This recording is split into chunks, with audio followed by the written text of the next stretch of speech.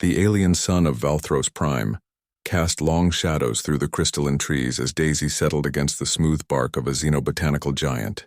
The survey mission had stretched into its 14th hour, and exhaustion weighed on her like a physical thing. Her neural implant blinked a warning about rest protocols, but she'd already dismissed it twice. The data collection could wait 30 minutes. She closed her eyes, letting the strange harmonics of this world's ecosystem wash over her. The expedition had been Keevan's idea.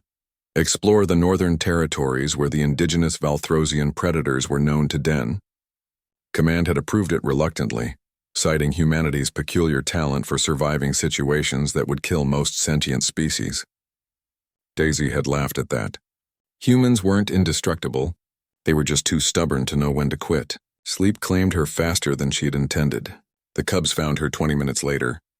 There were 5 of them, each the size of an earth panther with midnight blue fur that rippled with bioluminescent patterns.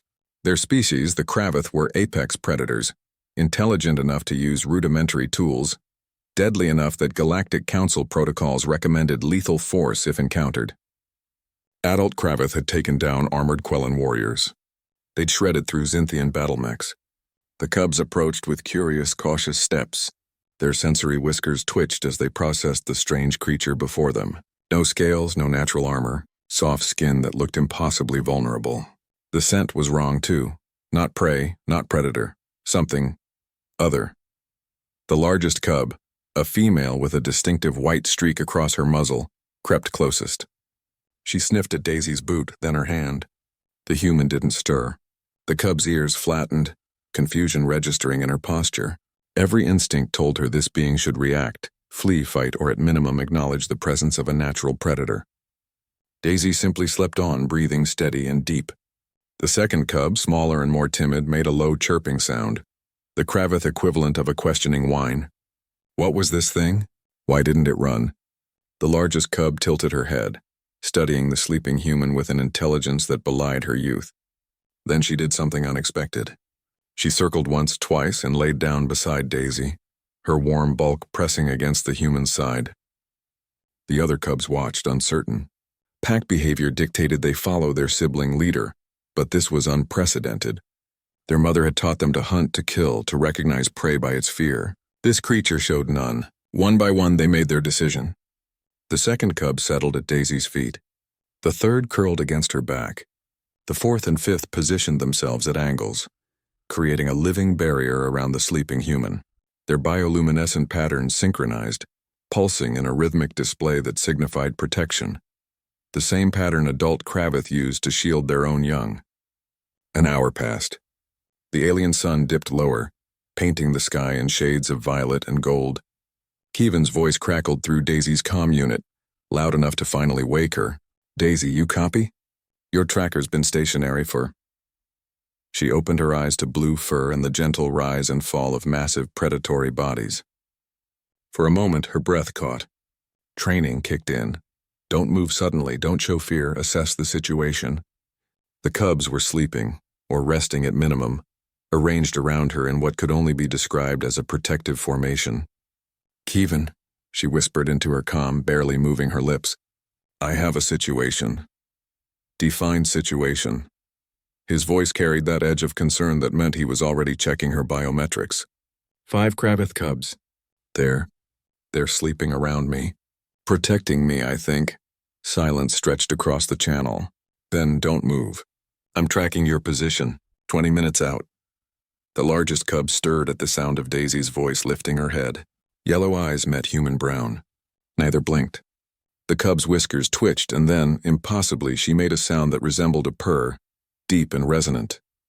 She rested her head back down on her massive paws, still watching Daisy with an expression that might have been contentment. Daisy's scientific mind raced. This was unprecedented behavior.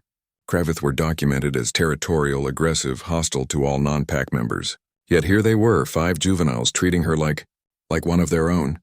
The human in her, the part that had grown up with dogs and cats and understood the universal language of trust, slowly reached out. Her hand hovered over the largest cub's head. The creature didn't flinch, didn't growl. Daisy's fingers made contact with soft fur, and the purring intensified.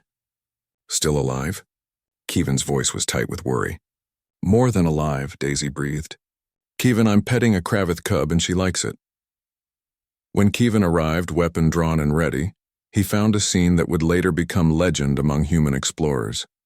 Daisy sat cross-legged in a circle of predator cubs, all 5 of them vying for her attention, climbing over each other to get closer. The largest one had her head in Daisy's lap, eyes half closed in bliss as the human scratched behind her ears.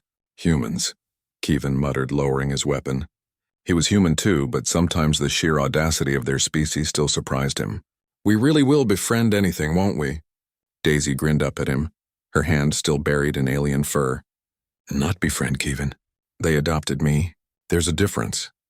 The cubs had found a sleeping human and made a choice that went against every predatory instinct. They'd chosen protection over predation, curiosity over caution, and in doing so, they demonstrated something the Galactic Council was only beginning to understand about humans. It wasn't that humans survived the unsurvivable. It was that they inspired others, even apex predators, to stand with them rather than against them. Even in sleep, even vulnerable and unaware, there was something about humanity that called out to the wild things of the universe. Something that said, you are safe here, you are home.